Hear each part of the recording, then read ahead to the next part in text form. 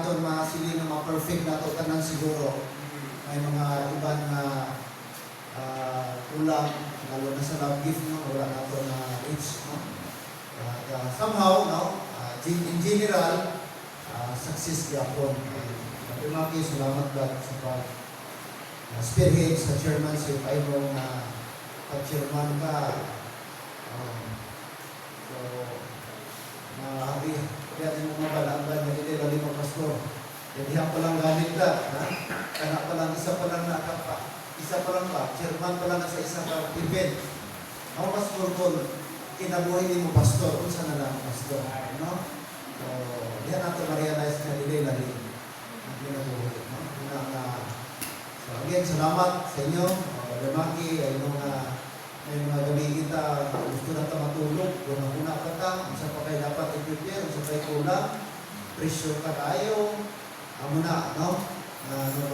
Salamat sa Ginoo na survive, and that is good, no? Of course, cooperation sa mga members, especially sa mga members sa committee, kung ano things sa yung chairman, kung things sa itong member, like Brother Bernard Alatay. So, salamat, no? For that, na inyong ipakita sa inyong pastor. Okay, so, hindi lang ako, of course, no? Nakita man ni Ma'am Vic na ka-effort man ng mga members, happy man, hindi mo lang ang pastor. Kaya, of course, ano man na siya, connected man ang asawa. Pero pag magpapapitted ko siya, hindi lang ang pastor. Tanan, no? Glory to God. Gigamit ko ng speaker, Ginoo naghatag sa akong wisdom, kinsa ang pandugog, kinsa ang ikuntak, kinsa ang atong mga speaker na maano nila, ma-serve ang purpose sa event. Ay sayang na tayo event tapos ang purpose dili matumbok. Salamat po sa Arlene, nagigamit sa Ginoo, damo ta na-learn. Yes, traditional mga abiyang, pero isa sa mga strengths sa traditional, when it comes to practical, makita tang damo sila, damo siya idea, damo siya experience, and in fact, mga abiyan, napit na po siya mag 40 years in the ministry. Yun ang ako kabagay na makuha nato ng nauna sa ato, kaya pagi siya na makalearn ka sa ito. Again, thank you, church. Damo nag-tip sa ako, pastor, kaulan pa, kailanganin ni, mag-resikil lang, para mabasa mo, like Brother Ferdy, kaya wala sila 4 years na available. Ramirez, motor lang, si Ma'am Joy, alanganin, kaya Darlo Pagdala, kaya nag-gold lang si Sir Bob. So that's why kaya untak ulan, yung pundo, o untak ulan, was-was mo nagulugay. Anyway, salamat sa mga pipilang ari sa mga gabi. Okay? So this time, magbasa kita sa atong continuous study. Padre Jonathan, palinong pasulong sa atong whiteboard dugay-dugay. Romans chapter 1, sa atong padayon na pag-learn, pag-study sa inyong chapter. Okay, chapter 1, verse 1 to 7, verses 1 to 7. Sige. Kung anong tarang pagbasa, ang first 7 verses, chapter 1 in the book of Romans. Okay, verse 1, read. Paul, a servant of Jesus Christ, called to be an apostle, separated unto the gospel of God, which he had promised afore by his prophets in the Holy Scriptures, concerning his Son, Jesus Christ, our Lord, which was made of the seed of David, according to the flesh, and declared to be the Son of God with power, according to the Spirit of holiness, by the resurrection from the dead, by whom we have received grace and apostleship for obedience to the faith among all nations for his name, among whom are also the called of Jesus Christ, to all that be in Rome, beloved of God, called to be saints, grace to you and peace from God, our Father and the Lord Jesus Christ. Amen. Let's pray. Gracious, loving, and eternal Father, we thank you, we praise you tonight that we have this kind of opportunity. We can gather once again and we can study together with Thy Word. Lord, as we continue our study about the book of Romans, we ask you, dear God, to enlighten our mind. We ask you that the Holy Spirit will be the one to guide us, to teach us, and to instruct us the things that we need to do. And thank you that we have Apostle Paul, our apostle in our dispensation today, and likewise our apostle of grace. And as we proceed, Lord, everyone will be excited and eager to learn your word. And all these things we ask, we pray in Christ's name. Amen. Amen. Thank you, and please be seated. All right, now,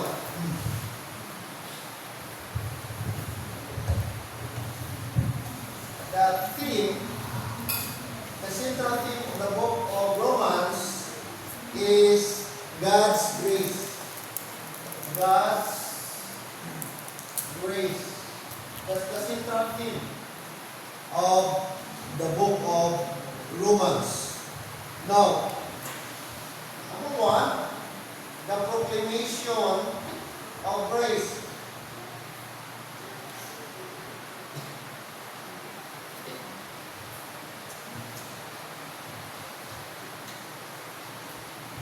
Alright, the proclamation of grace. And according to verse number 1, verse 1, the Bible says, Paul, a servant of Jesus Christ, called to be an apostle, separated unto the gospel of God. Now, according to verse 1, here, the Bible gives us clue who is the writer at the same time our apostle. And the proclamator, according to this verse, is no less than the apostle Paul himself. Amen? Paul, what is that word? A servant of Jesus Christ, the proclamator.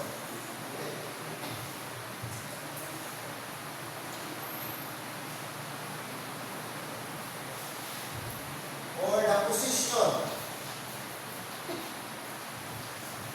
Okay, sino po? So, the proclamator is walang iba. The Apostle Paul. Apostle Paul. Siya lang ang apostle na kung saan nag-proclaim, nagturo, nag-introduce ng tinatawag grace. Okay? Acts 20:24. Okay? Acts 20:24. Anong sabi ng Acts 20, verse number 24? Okay? According to verse 24, but none of these things move me, neither count I my life dear unto myself, so that I might finish my course with joy, and the ministry which I have received of the Lord Jesus, to testify the gospel of the grace of God. So notice the word, to testify the gospel of the grace of God. No other apostle mention about the gospel of grace of God. No apostle in the Bible who claimed that he has an authority, he has been given appointment or instruction to testify the gospel of the grace of God, except Apostle Paul. So the only apostle, or I would say the apostle of grace, is no other than the Apostle Paul. Because he was the one given this kind of gospel, and that is the gospel of the grace of God. And that gospel is the gospel that which can save in our dispensation today. Amen. There is no other gospel that could save except the gospel of the grace of God. Amen. And that gospel contains or defined in the book of 1 Corinthians 15, verse 1 to 4. What is that? What is the content of that gospel of the grace of God? Whenever we say gospel of the grace of God, that refers to the death, the burial, and the resurrection of Jesus Christ. So pag tinanong ka, paano ka na-save? Dapat tumpak ang sagot natin. Na-save ako dahil po sa gospel of the grace of God. At ano po yung gospel of the grace of God? Pinaniniwalaan ko na si Kristo ay namatay para sa aking kasalanan, siya po ininibig, at sa ikatlong araw nabuhay sa mga muli para sa akin. Yun po mga kapatid, ang pinaka-exact. So pag hindi gospel of the grace of God ang nakapagliligtas at may sagot mo pag tinanong ka paano ka naligtas, kapatid, mali po ang kaligtasan. Kaya make sure po tama ang gospel mo kasi sa Bible, 4 po ang gospel. Hindi lang po isa. Gospel of the kingdom. Gospel of the grace of God. Meron tinatawag tayo, mga kapatid, gospel doon sa tribulation period. At doon sa millennium, meron tinatawag everlasting gospel. Kaya dapat maliwanag yan. Kasi pag di ko maliwanag, at isa lang ang alam mong gospel, mga kapatid, delikado po. Baka maling gospel ang tinatanggap mo at pinaniniwalaan mo. Kaya dapat alam mo anong klaseng gospel. Sa 4 na gospel, anong gospel ang para sa atin? Kasi hindi lahat ng gospel para sa ating panahon. Amen? O, kasi yung Pentecostal, part sa gospel, bigyan ko yun ang halimbawa. Yung gospel of the kingdom, kasama po doon ng baptism. Kaya sabi doon, pag hindi ka na-baptize, ay hindi ka maliligtas. Mark 16:16, he that believeth and be baptized shall be saved. Mga kapatid. So pag hindi mo yan alam, si Apostle Peter, Acts 2:38, nag-baptize siya for the remission of sin. Bakit kailangan mabaptize? Para mapatawad ang kanilang kasalanan. So pag hindi mo yan alam, at akala mo para yan sa'yo, kailangan ka para mabaptize. Kailangan mabaptize, otherwise hindi ka maligtas. Kasi kasama sa kaligtasan ang baptism. Sa preaching niya, Apostle Paul, Acts 2:38. So malilito ka. Ngayon, na-preach tayo ngayon. Salvation by grace, Ephesians 2:8-9. Pagdating ng Acts 2:38, paano kayo reconcile? Kasi si Peter, nag-preach siya. Kasama doon ang baptism for the remission of sin. So pag hindi tayo doon, mga kapatid, hindi natin naiintindihan yan, sasabihin natin, kailangan para mabaptize, para ako'y maligtas. Pagdating naman doon ba, Ephesians 2:8-9, malito ka naman, sabi lang doon, through faith, by grace, through faith. Paano yun? Kaya, maliwanag dapat anong gospel ang para sa atin. Amen? No? Kaya, thank God, si Apostle Paul, ang ating Apostle of Grace. At sabi niya po dito, siya po ang proclamator, hindi ang 12 apostle. Take note, iba ang 12 apostle, iba si Apostle Paul. Hindi po siya member sa 12 apostles, sa original. Okay? Iba po ang kanyang apostleship. Special po, kasi direct revelation from God ang kanyang turo. Ang ginibig sa kanya ng Panginoon sa road of Damascus. Kaya sabi niya doon, neither any man told me, or I received it, but the Lord Himself. Mga kapatid, no? Galing kay Kristo, direct revelation sa kanya. At yun ang tinatawag ba, the mystery program. Na hindi po binibig, mga kapatid. Okay? Alright, now, the position, the proclamator, wala pong iba, but the Apostle Paul, mga kapatid. Next, okay, is ipasadahan ko lang ito na ano natin ito last week. Pero for the sake sa mga wala at ma-refresh tayo, kailangan ko lang i-refresh ito. Look at verse number 2.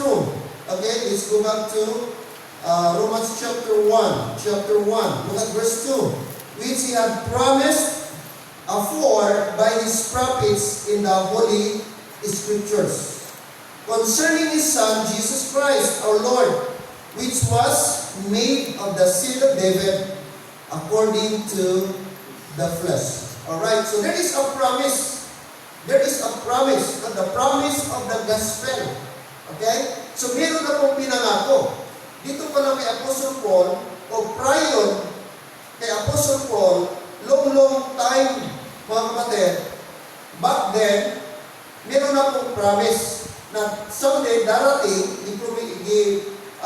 ipinangako doon sa mga prophets at sa Holy Scriptures na may darating someday na galing sa seed of David, lineage ni David, na magiging tagapagligtas, magiging Messiah ng mga tao, particularly sa Israel. And that is tinatawag Jesus Christ in verse number 3. Amen? In verse number 3, came from the seed of David. Now, tingnan natin. Okay, di-predict na po ito, Isaiah 53. Tingnan niyo po. We promise. Isaiah 53. Isaiah 53.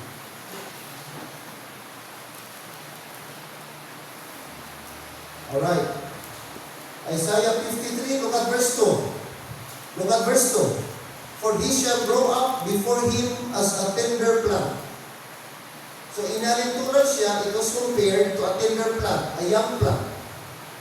And as a root out of a dry ground, he hath no form nor comeliness, and when we shall see him, there is no beauty that we should desire him. That refers to Jesus Christ. He was compared like a tender plant. And then, time will come, there is no beauty that we should desire of him. What happened to this? What happened? Look at verse 3. He is despised and rejected, of men, a man of sorrows, acquainted with grief. We hid as it were our faces from him. He was despised, and we esteemed him not. Surely he hath borne our griefs, and carried our sorrows. Yet we did esteem him, stricken, smitten of God, and afflicted. Verse 5, but he was wounded for our transgressions. He was bruised for our iniquities. The chastisement of our peace was upon him, and with his stripes we are healed. That refers to his crucifixion. That refers to his death. Amen? This is Jesus Christ. The account of Jesus Christ, long before the time of David, it was already prophesied, it was already predicted that one day there will be Jesus Christ, like a tender plant. Isaiah chapter 9, verse number 6. Look at Isaiah chapter number 9. Isaiah chapter 9. Chapter 9, verse number 6. Look at verse 6. For unto us, are you there, amen? Unto us a child is born, unto us a son is given, and the government shall be upon his shoulder, and his name shall be called Wonderful, Counselor, the Mighty God, the Everlasting Father, the Prince of Peace. Who is that? Who is that son? Unto us is given, unto us is what? Born. That is the Lord Jesus Christ. Many years before, mga kapatid, nag-exist o pinanganak si Apostle Paul. That is thousand of years ang gap ni Isaiah at Apostle Paul. Pero dito, isinulat na ni Isaiah na someday, darating, there will be a child that is given to us. And he will be considered, okay, Counselor, Wonderful, that is his title. What else? The Everlasting Father and the Prince of Peace. There are many titles. That's the Lord Jesus Christ. So, the promise of the gospel. The promise.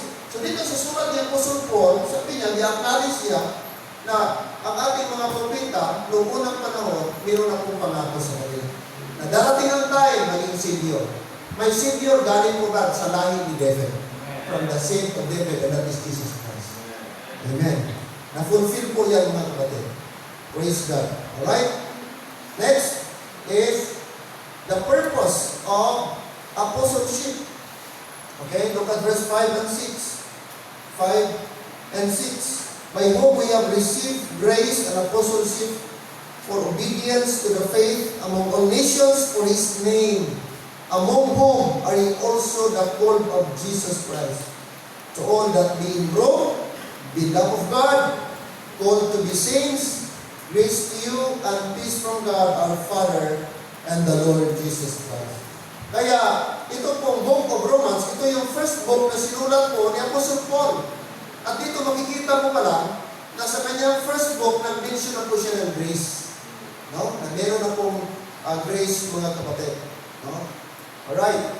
Now, next. Okay. The power of grace. Kanina, the proclamation of grace. Ngayon naman, the power of grace. That's number 2. The power of grace. According to verse 8, Paul says, First, I thank my God through Jesus Christ for you all, that your faith is spoken of throughout the whole world. Ano ito? Ito yung tinatawag na prayerful grace. Si Apostle Paul, nagpasalamat siya, gi-commend niya ang mga Roman believers because of their faith na nag-spread abroad. Ibig sabihin, ang kanilang testimony, ang kanilang buhay, nag-radiate, nag-spread out. Nakita ang kanilang faith, na genuine ang kanilang faith. Kaya nung narinig ni Apostle Paul, yung report patungkol sa Roman believers, sabi niya, natuwa siya. Natuwa si Apostle Paul. Sabi niya in verse number 8, that your faith is spoken of throughout the whole world. So grabe yung joy niyo mga kapatid. Na yung natanggap nila na gospel ay nagkaroon po ng result. Nagkaroon po mga kapatid na tinatawag nito na naging genuine po siya at nag-spread out. At sabi ng verse 8, throughout the whole world. Hindi lang sa community nila, hindi lang sa mga neighboring cities, kundi spread abroad. Kaya ang joy sa Pastor Brad, hindi yung material na bagay, kundi yung mag-grow mga members, matuto ang mga members, mag-mature ang mga members, at ang kanilang faith, genuine talaga. Ang kanilang relationship kay Jesus Christ ay talagang deep. Hindi lang yung head knowledge ba? Kasi mahirap yung Christian ka lang, mag-head knowledge lang. Yung dito lang, basic lang ang nalaman mo. Dapat ang ating faith, makita talaga na genuine. Yun ang gusto ng Diyos para sa atin. No? Na hindi lang enough yung pagsimba natin. Well, mga kapatid, lalo na sa doctrinal. Kasi importante ito sa doctrinal na dapat tayo, strong tayo, grounded tayo.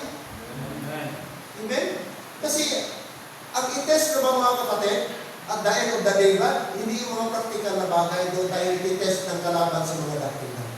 Kaya pag mahina tayo, wala tayong alam, at anong posisyon natin sa Panginoon? Shaky tayo, hindi tayo stable. Ang possible, mag-deceive tayo. Kaya, dito si Apostle Paul, gi-commend niya, nagpasalamat siya, gi-praise niya itong mga Roman believers kasi nakikita niya talagang genuine yung faith nila at relationship sa Panginoon Diyos. Okay? Paul thanks God for their faith spread abroad. Why? Because genuine grace produce what?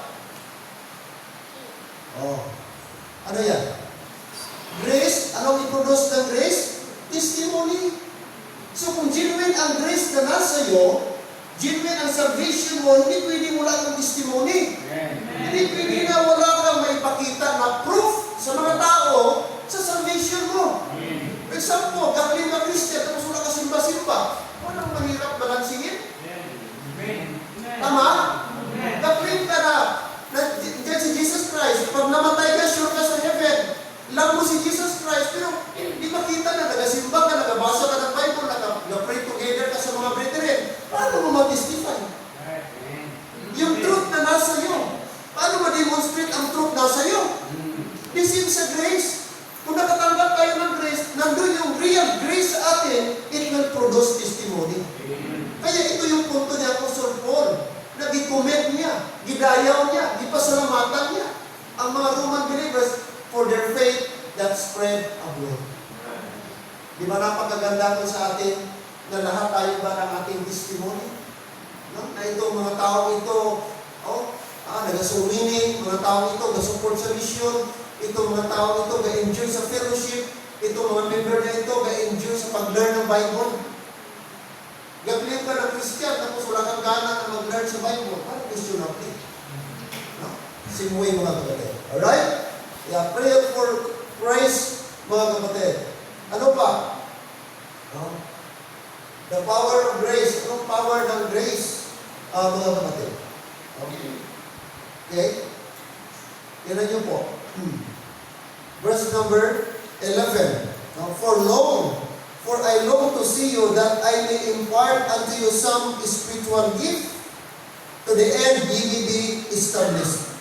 That is, that I may be comforted together with you by the mutual faith both of you and me. Take note. Both of you and me.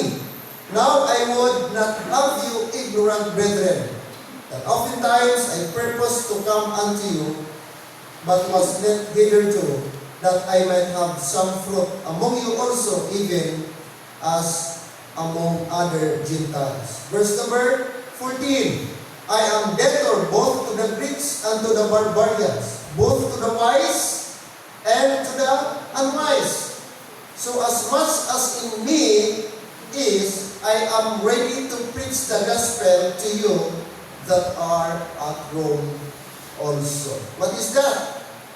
What is that?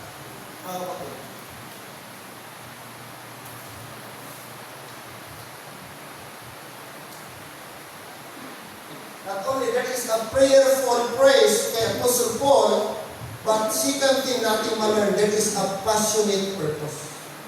May passion siya. Nagalong siya na sana makita ko kayo at magkausap tayo at ma-impart ko pa sa iyo, madagdagan pa yung knowledge ninyo. At sabi niya, bakit passionate? I-consider niya, I am ano niya sa sarili niya? Anong pag-consider niya sa sarili niya ni Apostle Paul? I am a debtor. Debtor. Anong debtor? Hindi nag-debtor. Iba yun. Debtor. Nakautang ka. From the word debt.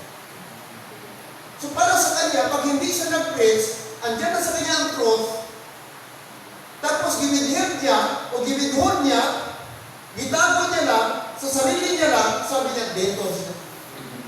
Nakautang ako. Nakautang ako. Andito na sa akin ang truth. Moment na ito, time na ito na i-share ko, i-proclaim ko, i-inform ko sila, pero giwidhod ko, hindi ko ginawa, I am a debtor before God. And the same way sa atin. Pag wala tayong ginawa, silent lang tayo. Maraming mga tao dyan na naka-socialize natin, na-interact natin, tapos never man lang tayo naka-invite sa kanila, never ka man lang nakabigay ng gospel tract sa kanila na may chance ka na dapat supposed to be. Pero gi-ignore mo na, gi-passive ka, na-debtor tayo. Sabi ng Bible sa Ezekiel na one day pag namatay sila, we have a bloody hand. Their blood shall be required upon thy head. Ezekiel, sabi ng bukong Ezekiel, na hindi mo giwarn ang wicked person from his wicked ways, and then namatay siya. Sabi niya, thy blood shall be required at thy head. Pero daw, kung yung taong wicked, na-warningan mo, kung i-ignore niya yung warning mo, wala ka ng liability. Hindi ka na accountable sa kanya, kasi i-warningan mo na siya, you do your part. You have done your part. That is his choice na i-ignore o i-reject. But ikaw, wala ka ng liability. Kaya sabi ng Apostle Paul, I am a debtor both to the Greeks and to the barbarians. That means the Gentile. Okay? Anong sabi niya? Verse 15 na yun. I am. Kasi na-acknowledge niya yung sarili niya ba na debtor siya, ano ang kanyang desire. Sabi niya, so as much as in me is, that refers to the truth, the gospel, I am ready to preach the gospel to you that are at home also. So this time, wala kasi Paul sa Rome. Plano pala niya magpunta sa Rome. Gisulatan niya advance na itong plano ni Paul. So may narinig si Paul about sa kanya, sinulatan ni Paul, and then sabi niya, I know na someday magkausap tayo face to face, personally. Tapos mag-preach ako diyan sa inyo at sa iba. Okay? So dapat sana ganun tayo. Ready tayo. Always ready to preach the gospel. Amen? To you that are in Rome. So passionate. Ang tanong sa atin, ano ang ating passion? Amen? Meron ba tayong passion? Pag sinabing passion, deep desire, intense desire, yun ang tinatawag na. Hindi lang siya normal or average na desire, kundi intense. Pag sinabi mong intense, sa Tagalog pa, nag-aapoy, naglalagablab. Burning desire. Ganon si Paul, mga kapatid. No? Kaya salamat mayroong power, mga kapatid, of the gospel. And what else?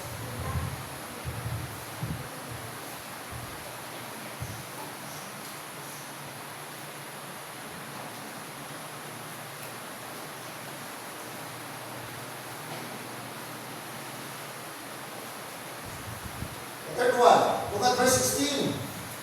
For I am not ashamed of the gospel of Christ, for it is the power of God unto salvation to everyone that believeth, to the Jew first, and also to the Greek. Now notice, Paul mentions the word power. Power of God unto salvation. Power of God unto salvation. So Paul acknowledged that there is power.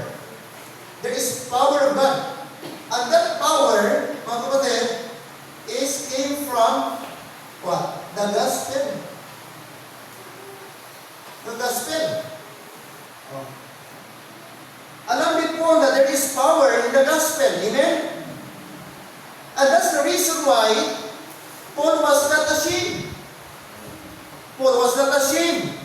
He was so bold to preach about the gospel. That's why that is what we call preeminent. When we say preeminent, superior, first, grandiest, what else? Supremacy. Supreme. Oh, kaya sabi niya, for I am not ashamed of the gospel. Hindi ko ikinahihiya ang Ebanghelyo ni Kristo. Bakit po? Sapagkat alam ni Paul na makapangyarihan ang Ebanghelyo. Alam ni Paul na very dynamic ang gospel. Alam ni Paul na ang gospel contributes or it will result pure and true salvation. Kaya sabi niya, for I am not ashamed of the gospel. Meaning, Apostle Paul was so confident about the gospel that he's preaching. Paul was so bold and confident about the kind of gospel that is going to proclaim. Kasi paano mo masabi, I am not ashamed kung di ka sigurado? Paano masabi, I am not ashamed kung di ka confident?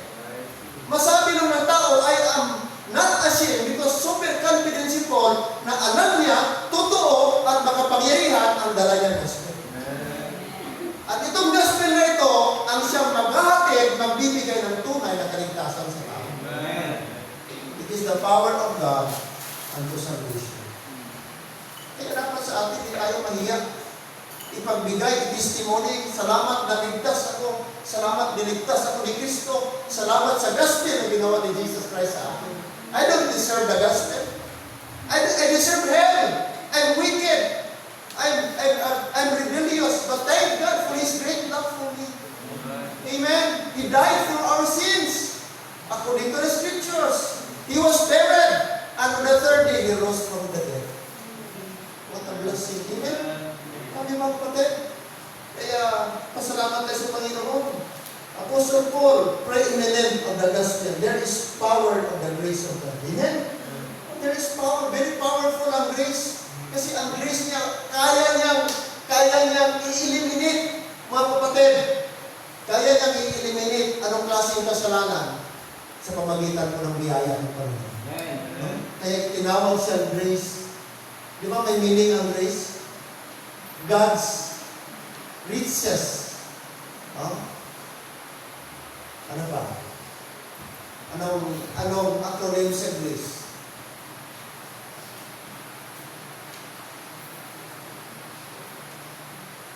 Napakaganda yung acronym po ng grace, mga kapatid. Ang letter o diyan po. Okay? So there is a power of the gospel. This gospel is God's power of grace. Amen. Bakit po? Sabi niya, anong gawin ng tao? Anong gawin ng tao? Bakit? Anong gawin ng tao? To everyone that, anong criteria? Anong required? Para masave, to everyone that believeth. The simplicity of the gospel. Kasimple lang ang requirement ni Lord, mag-believe ka lang sa gospel. To the Jew first and also to the Greek, just believe. Wala na siyang ibang required, just to believe. The gospel is enough. Wala ka nang idagdag doon, wala nang ibang ritual pa doon o sacraments o whatever. Mga kapatid, kahit di mo i-open ang mouth mo pag nag-believe ka, because salvation is in the heart, not in the mouth. Kahit ano ka kaibigan, kahit ilang bisis ka mag-pray, kung wala naman sa heart mo, it's useless. Pero kahit hindi ka mag-pray, kahit nakatulog ka, kahit nakaupo ka, kahit sa mind ka pa lang, mga kapatid, kung mag-believe ka sa gospel, automatic na save ka. Kasi wala nag-require si Lord sa mouth, ang ginatingnan niya ang puso mo. Believe it. Believe it. To everyone, to everyone that believeth, to the Jew first, and also to the Greeks. Greek mga kapatid. So, Paul is so burdened to preach Christ to the world. Okay? The power of the grace of God. The gospel is God's power of grace, revealing righteousness by faith, not by law. Kasi sa una, sa Old Testament, God, required pa sila. Ang dami nilang gawin. Alright? Si Apostle Paul, isa na may example doon. Kasi Pharisee siya ba? Kabisado niya anong requirements para i-comply mo ang law. Pharisee siya. Pero nakita niya gaano kaganda ang biyaya ng Panginoon. Nung naligtas siya, nag-cancel na lahat ng mga law requirements, dietary law, restrictions, ano pa? Ang gagawin nila, Sabbath practices, dami pa. Pero pagdating sa grace, wala na kahit isa. Ang requirements ba? Just to believe. Amen. Amen. Praise the Lord, mga kapatid. Alright? Now, okay, dito tayo nagtapos last week. Gusto ko lang isulat ko, mga kapatid, kahit pa paano makita ninyo. Okay, number 3. Number 3. Ano na number 3? Na-mention mo na ito last week.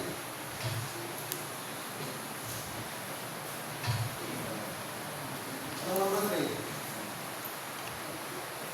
The proclamation of the grace, the power of grace. Number 2. What's number 3? I mentioned it last week.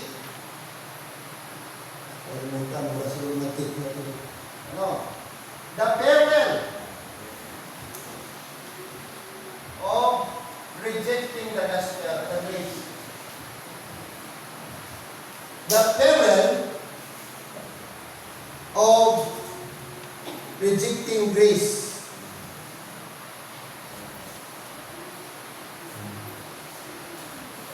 Anong ibig sabihin peril?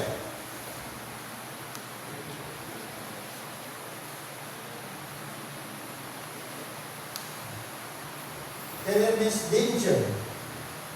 The disadvantage. The consequence. The consequence. Ano pa? The dilemma. Ito dito ha.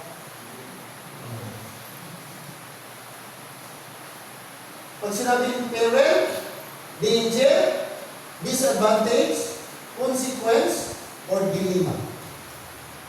That's the word peril. The peril of rejecting, the danger of rejecting, the disadvantage of rejecting, the consequence of rejecting grace. Kasi libre ang grace, i-offer nilo ng grace. Pero pwede mo i-reject. Kasi si Lord hindi naman namimilit. Wala naman itong sa pilitan, ang grace hindi namimilit ba? I-offer lang ng Panginoon ng biyaya. It's up to you whether you accept it, believe it, or not. That's grace. Sa law, hindi ka pwede. Walang opsyon. Pag hindi ka sumunod sa law, patay ka. Ganun ang law katindi. Wala kang opsyon doon. Pero sa grace, pwede mong i-reject. Ang law, hindi mo pwede i-reject. Tama ba? Look at the Old Testament. May opsyon ba sila? Anong Brad? Dalawa lang pilihan nila. Curse and blessing. Deuteronomy chapter 11, 26 and 27. Choose you this day. Pili sila. Pag hindi sila sumunod, i-curse sila. Pag sumunod sila, nag-obey sila sa law, i-bless sila sa Panginoon. Amen. Pero dito mga kapatid, makita mo ang Diyos that offer. Okay. Now, tingnan natin. Look at verse number 18. Anong nangyari? Verse 18. Verse 17, for therein is the righteousness of God revealed from faith to faith. As it is written, the just shall live by what? faith. Alright. Verse 18, for the wrath of God is revealed from heaven against all ungodliness and unrighteousness of men who hold the truth in unrighteousness.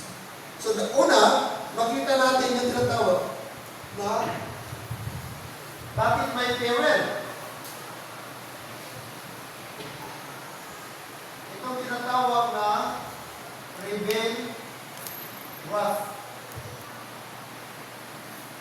Reveal wrath. Di-reveal ng Diyos ang kanyang wrath, ang kanyang puot, ang kanyang galit, galing sa langit. Kanan para kanino? Kanino siya galit? Unrighteousness and ungodliness.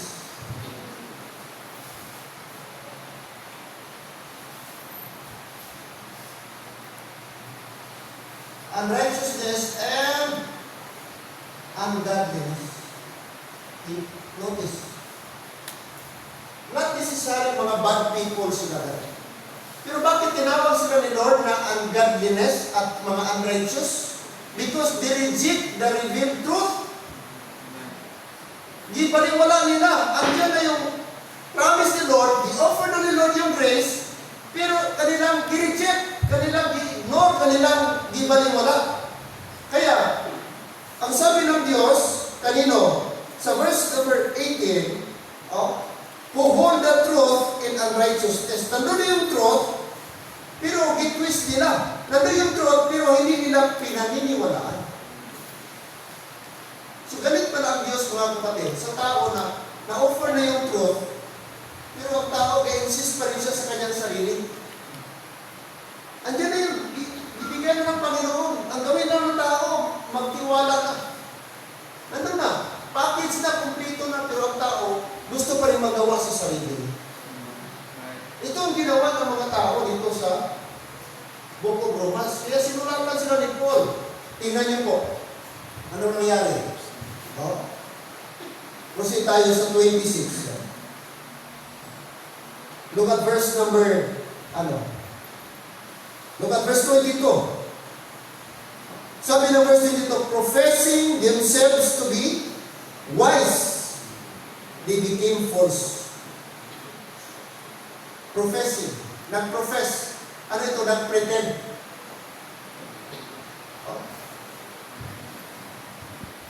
Kala nila na mga mga wise people, but in reality, hindi pala kapaligtaran. Sapagkat, verse 23, sabi ng Bible, and change the glory of the uncorruptible God into an image made like to corruptible men and to birds and four-footed beasts and creeping things. Wherefore, God also gave them up to uncleanness through the lust of their own hearts, to dishonor their own bodies between themselves. And look at verse 25. Who changed the truth of God into a lie, and worship and serve the creature more than the Creator, who is blessed forever. Amen. Bakit galit ang Diyos, mga kapatid? Kasi kanilang pinalitan ang truth into, number one ba? Into lie. Nandun na pa ng truth, hindi ang issue ang truth, the absence of truth. The issue here is rejecting the truth. Meron silang truth, alam nila yung truth, gi-offer na, pinakita sa kanila yung truth, pero ang mga tao, detent, mga kapatid, detent na talagang i-reject. Deliberate na pag-reject. Truth into lie. They change the truth into lie. Grabe na. Ngayon na yung truth, pero mas piliin pa ng tao yung lie. At di tayo magtaka ngayon na pag nag-share tayo ng word of God, i-reject ng tao. Pero yung mga sabi-sabi, mga faith, mga kung ganito, mas dali nilang tanggapin at maniwala yung tao. Pero when it comes to Bible, ang dami pang argue, ang dami pang tanong, ang dami pang mga kung ano-anong nasa mind ng tao, na gawin na nila, magtiwala lang sila kasi na truth na. Available na. Kaya bakit galit ang Lord? Ganit niya ang kanyang wrath? inyo i-refer sa mga ungodliness and unrighteous. So, hindi natin sa sarili makonsider ka ungodly ka, unrighteous, but sapagkat namatay ka, nagtinikan ka, nag-scam ka, para makonsider ka ungodly or unrighteous. The truth itself, nag-reject mo ka, is enough na makonsider ka ungodly and unrighteous. Yan pa lang natin. Yung truth, andyan na, pero ayaw mong maniwala. May isang men. Wala ka naman na simba. Ayaw, kung nakaumpisa ka na tali. Sa ano mo pastor, kay misis ko, kagsubayaw ko, naghambang na ditang ako magsimba nila. Di ba pati ko man? Nagtinitawag na balita sa imo, do you think nabasa ni Bible? Kaya kung natawag nag-against na magsimba nila, do you think nasimba ko rin sila? Na in fact, ang ilang kabuhin sila, questionable. Na ang magpati ka sa mga tao na wala sa simbahan, ikaw mismo, nakasimba ka, pila ka misis, nakabati ka sa preaching, anak, nga dito ka mamatin sa wala dili. Nabasi ka sa mga tao, mag-ifid na po kang negative. Nga dili ka dito sa Bible, nga dili ka pwede mamangkot, personally sa akon, sa mga men. Nag-aral mo niya ang ito. Ang mga mas dalit na mapati sa mga kung anong ifid sa ato, kung personal ka. Ang unang mali sa tao, bias. Ang wala na simba, wala nabasa sa Bible, ang magpatihan ka noon. Ari, gawali sa pulong sa Diyos, ga-preach dire sa truth, di na kapatid mo. Kontrahon mo na ito. Ano nyo? Ang unang masubok. Wala kayo nag-study sa Bible ng ga-feel kung negative, hambang sa negative na malit na. Hindi na tama, kulto na sila. Hindi na tama ang doktrina. Nasabi mo ka simba-simba na. Sabi ko, alam mo kapatid, yun yung mga tao ganun, amo ang pinakadako sa liability. Yung pinakadako ng accountability, yung nandun ang truth, tapos gusto mong i-twist. That's a judgment of Christ. Grabe ang penalty. Kasi hindi lang tao i-contra mo. Once you go against the truth, you go against God. Once you oppose the truth, you oppose God. Because truth and God, you cannot separate. I am the truth. Hello, amen? Rebel wrath. Ano pa, mga kapatid? Not only they change the truth into lie, what else? They worship, verse 25, and worship and serve the creature more than the what? Creator.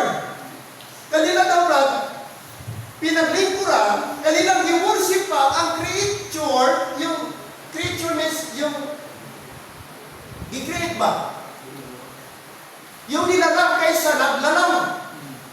Instead na si Lord ang kanilang pasalamatan, si Lord ang kanilang i-worship, gets nila into four-footed, creeping things. Look at verse number ano. O saan yun? O saan yun? Nagkakamang-kamang. Verse 24. Ano?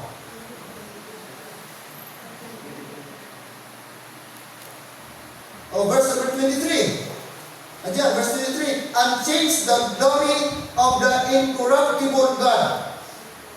Yung uncorruptible God, ano ginawa nila? Into an image like a corruptible man. Right.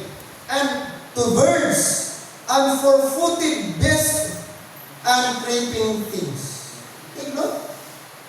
Yun na, Lord. Gitchis nila yung glory ng Panginoon. Ang God na uncorruptible God, gitchis nila itong corruptible men. Katulad ng mga pispis o mga birds. Ano pa?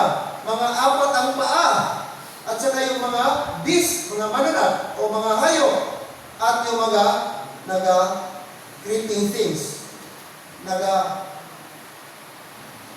Tawag doon, gapang. Gumagapang ng mga hayop. Doon na sila. So grabe ka corrupt ang tao. Instead na creator ang i-worship, creature na. Katulad lang niya na, pautang. Pautang nila na Ginoo.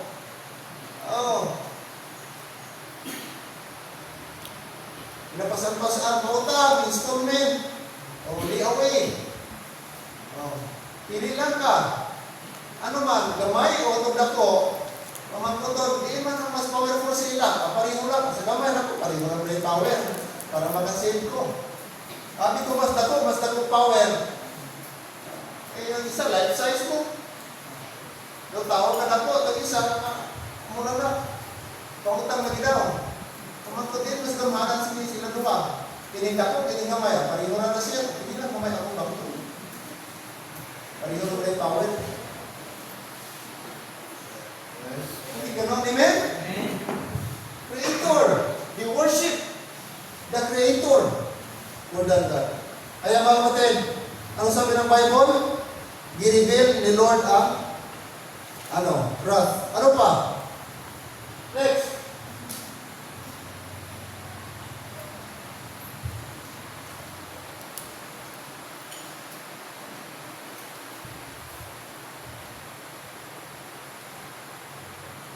Rebellion of Gentiles.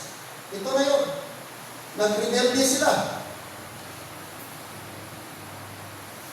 They rebel against God.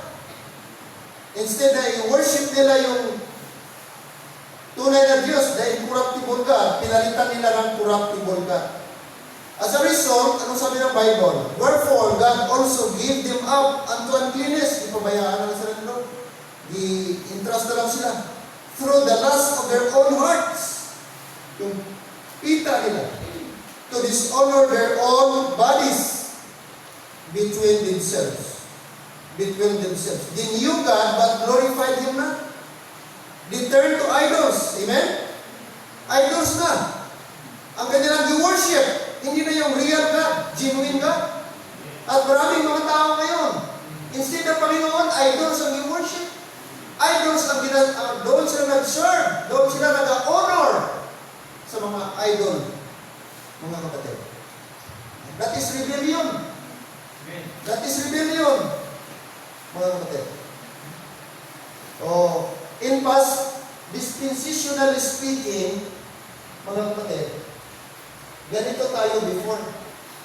Nung wala pa tayo sa truth, ganito din tayo. Kasi anong sabi ko, sabi ng Ephesians chapter 2, buksa natin. Anong sabi ng Ephesians chapter 2, bro? Ano po nasabi ni Paul?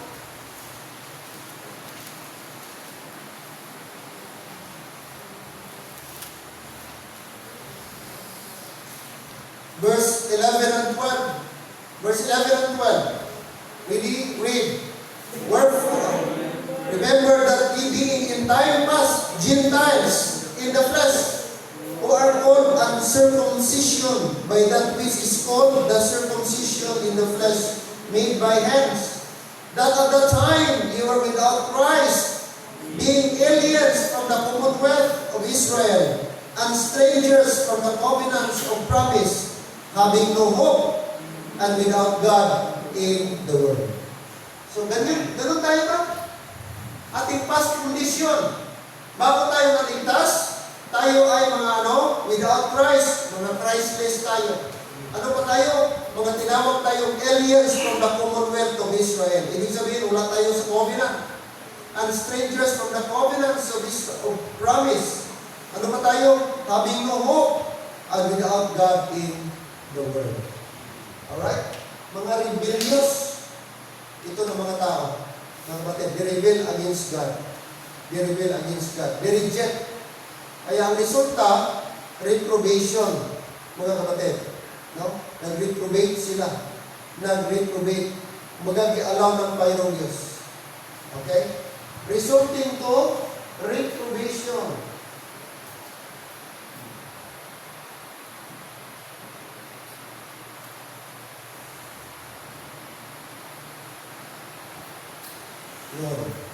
Look at verse number, okay, let's go back to Romans. Balik tayo sa Romans. Tingnan niyo po. 25 and 27. 25 and 27.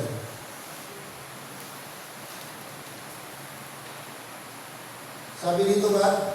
For this cause, kasi i-change na nila ang truth into lie, i-worship nila and deserve the creature more than the Creator. Ano nangyari? Verse 26, for this cause, or for this reason, God gave them up. Ipagbigyan sila ng Diyos kung anong gusto nilang gawin. Vile affections or inordinate. For even their women did change the natural use into that which is against nature. Ang mga babae nila, iniwanan, tinalikuran ang dapat na normal na ayos, normal na kalikasan o likas sa babae, pero salungat na, against nature. Opposite ang ginawa nila. Verse 27, and likewise, ganun din po, ang kanilang mga lalaki, and likewise also the men, leaving the natural use of the woman, burned in their lust, one toward another. Grabe nga lust nila. Para makakapaso na, sobrang init. Burned in their lust, one toward another, men with men, lalaki sa lalaki. Working that which is unseemly. Ginagawa yung mga bagay na hindi dapat or against nature, and receiving in themselves that recompense of their error which was met. Imagine mo mga kapatid, grabe ka reprobate sila. Reprobate means grabe ka kurang ang mind nila. Sobra ka wicked, grabe ka blind. Ang kanilang babae, iniwanan ang pagkababae. Tapos ang mga lalaki, gayon din po, lalaki sa lalaki. Nga, hindi dapat, o sabi ng Bible, hindi natural, o kahindi-hindi. Ini si Sister Terry, taga-Bohol man sa Kandihay, Bohol. Paglahat ba, Sister Terry, Kandihay man sa ako? Alicia na, no? Lately lang mga kapatid, doon sa Bohol, yung lugar na Pastor Maglangit, may isang administrative officer or staff sa isang state university, Baiso ang tawag. Kung sa atin dito, MSU. Ngayon, itong administrative staff that gay siya. Ngayon, nakipagrelasyon sa 18-year-old lalaki. Ngayon, pinatay siya ng kanyang karelasyon kasi humingi ng 2,000, 1,000 na kung ibigay kay kusta sa scatter. So, itong sige, hindi nagbigay, yung demand na 2,000, 1,000 na ibigay. Kaya na-offend yung isa, yung uyab-uyab niya, 18 years old, ito, mga almost 30 na ito, o early 30 na itong lalaki, pinatay.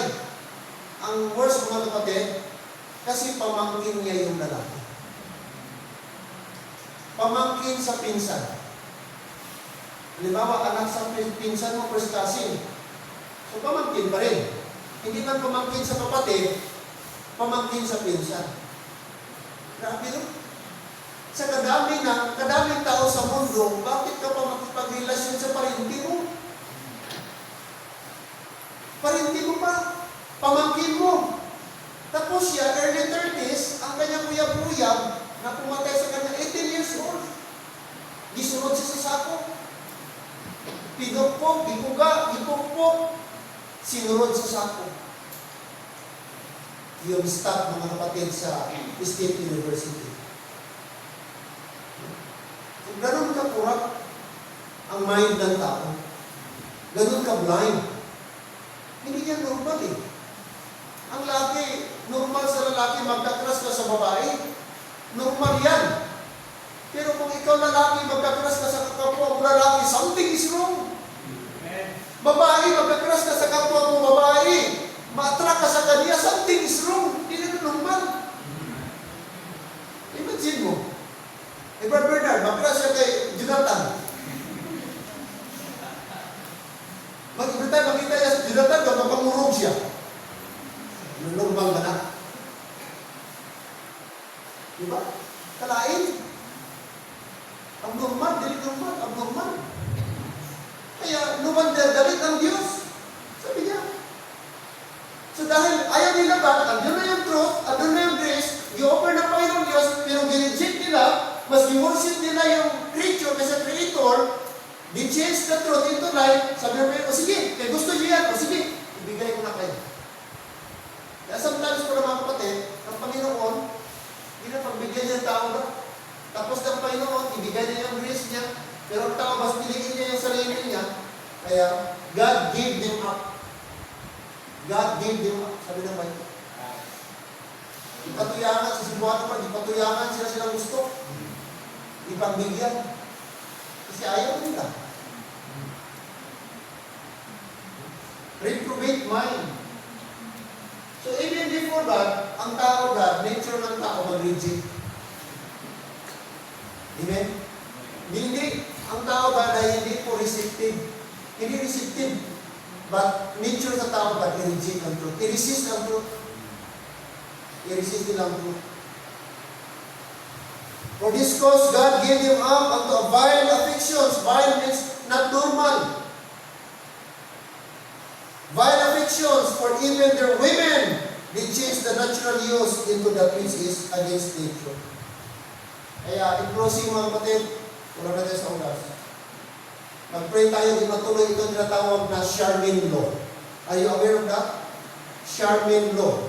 Nag-propose kayo ng bill ni, ang bago ng si Percy? Percy? Nagkaroon party list na, siya kung party list? Na congressman, na bakla mo na siya? Percy? Ang kanyang, Charmin Law. Ang kanyang Charmin Law, pag naging batas yan, na equal gender. At yung kung ano ka, ako lalaki, may preference ako na pwede kong igawing female ang aking gender. Hindi na pwedeng hadlangan, hindi pwedeng puti, i-honor nila yan. Kung ano ang preference ko na gender, na gusto ko, right ko yun.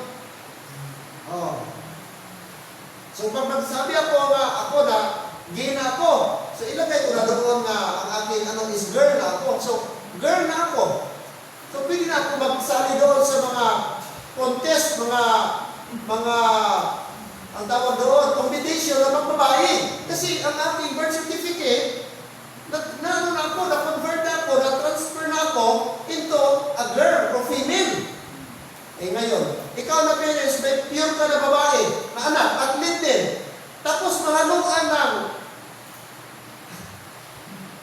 anong tawag doon? Hindi ko siya transgender, kaya wala man siya nagpa-opera.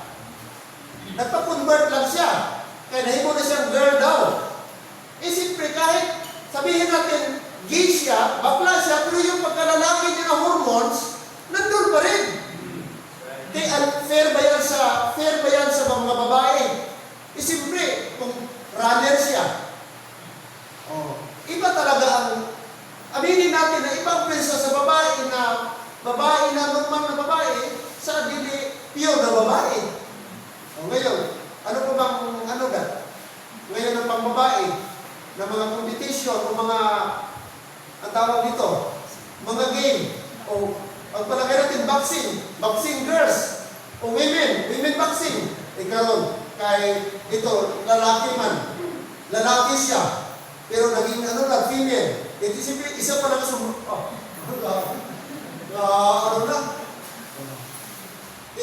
pwede itong pure babae. Kaya iba itong perso sa lalaki, nagpapagigil lang, pero ang inumunto bugat, yapon.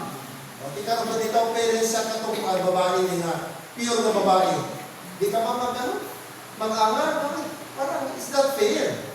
Bakit di-allow na itong lalaki? Lalaki ito, in nature, biological, lalaki ito pinanganak.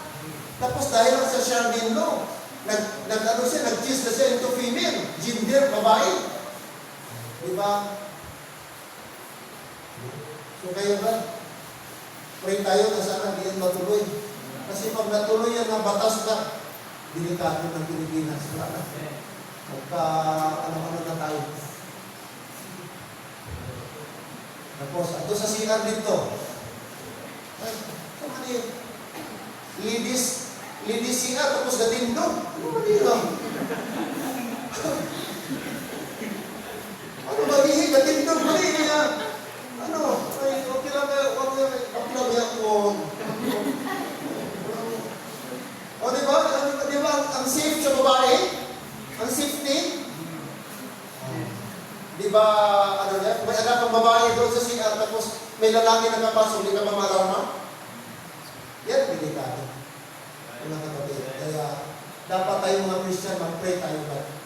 Eh, grabe na sa sitan ngayon, ang influence, education, nandun sila. Sa media, nandun sila.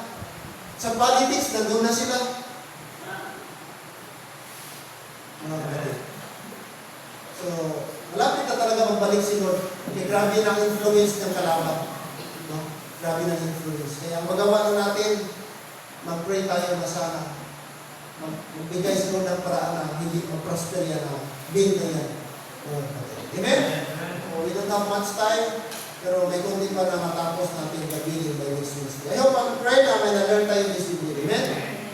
God's grace, the proclamation of grace, the power of grace, and the peril of rejecting grace. May peril talaga. May danger if you reject the grace of God.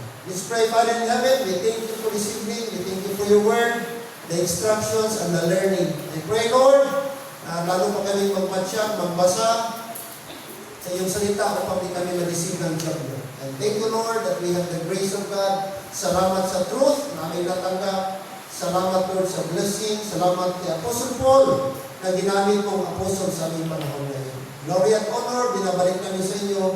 We're praying, Lord, na marami pa kami ma-learn in the next namin na mga Bible studies. This I pray in Jesus' name. Amen. Balik natin tayo. Ating leader.